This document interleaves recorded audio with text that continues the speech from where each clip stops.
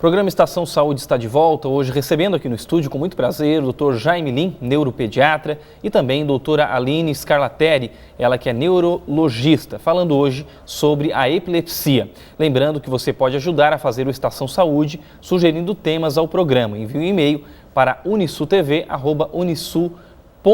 Os assuntos que você quiser que a gente discuta aqui, envie sugerindo temas. Antes de a gente voltar a falar sobre o nosso tema de hoje, uma outra orientação de saúde agora com o Dr. Mário Caporal sobre o câncer de mama. Confira.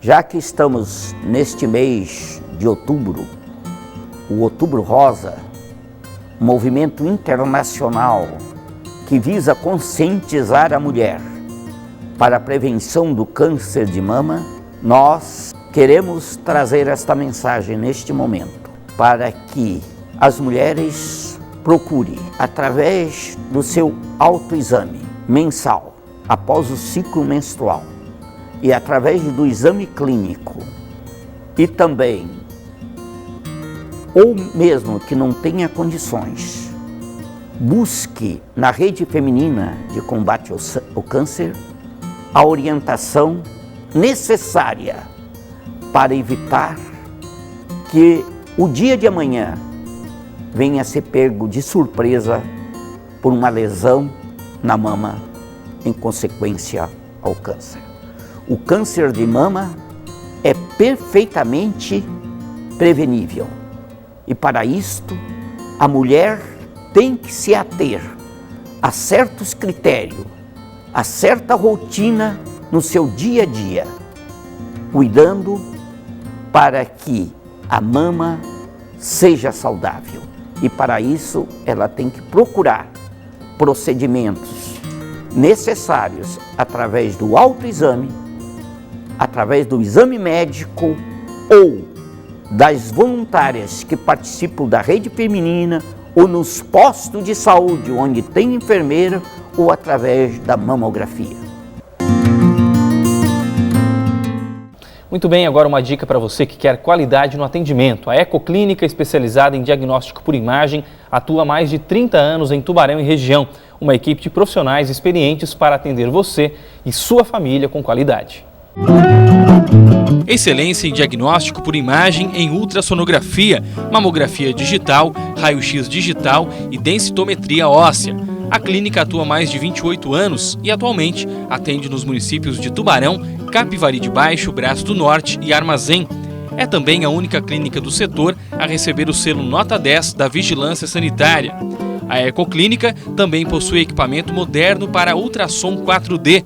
Você, futura mamãe, pode ver com detalhes como está o desenvolvimento do seu bebê e, claro, antes mesmo dele nascer, já saber com quem será parecido.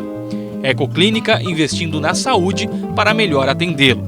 Mais informações e agendamentos pelo telefone 3622-2355. Agora eu volto a falar com os nossos convidados de hoje sobre o tema epilepsia. Vamos falar um pouquinho do tratamento, doutora Aline e doutor Jaime. As pessoas que têm diagnóstico em casa de algum familiar, como é que faz o tratamento? No início lá, doutora, como é que pode ser tratada essa doença? Na verdade, o tratamento é com medicação, né? Lógico que o tipo da medicação vai depender muito do paciente, mas o tratamento é com o medicamento.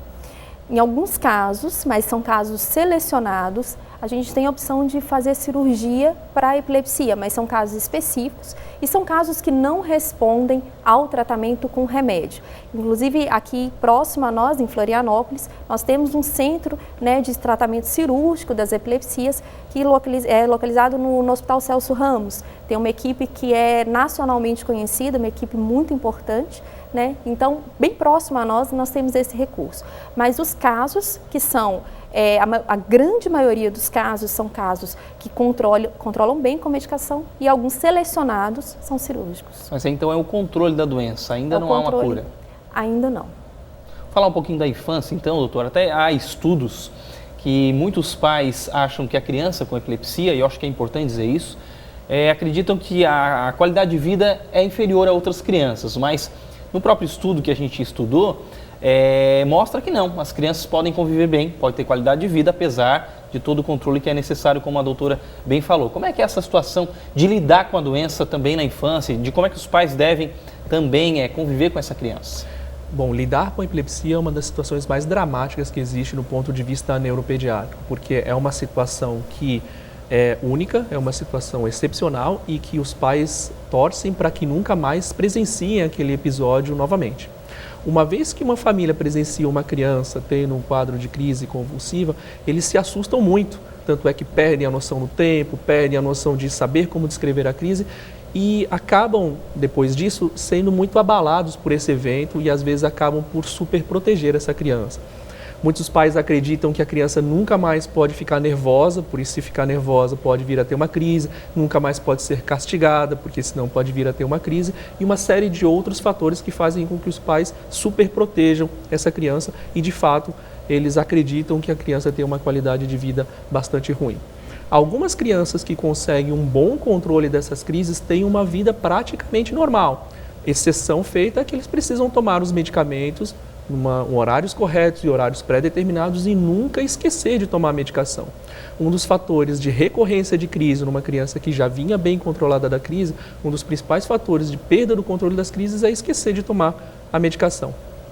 E fora isso, a gente tem que admitir que a epilepsia é uma condição que traz bastante impacto na vida de uma criança, pois ela precisa tomar medicamentos às vezes por mais de anos, fazer exames periódicos, consultas médicas periódicas, então realmente traz bastante impacto. Mas é possível que a criança bem controlada possa vir a ter uma vida praticamente normal. Falando de complicações em caso de não tratamento, você falava, eu li aqui inclusive na própria internet, dizendo que 75% das pessoas não tratam a doença, né? Um número alto.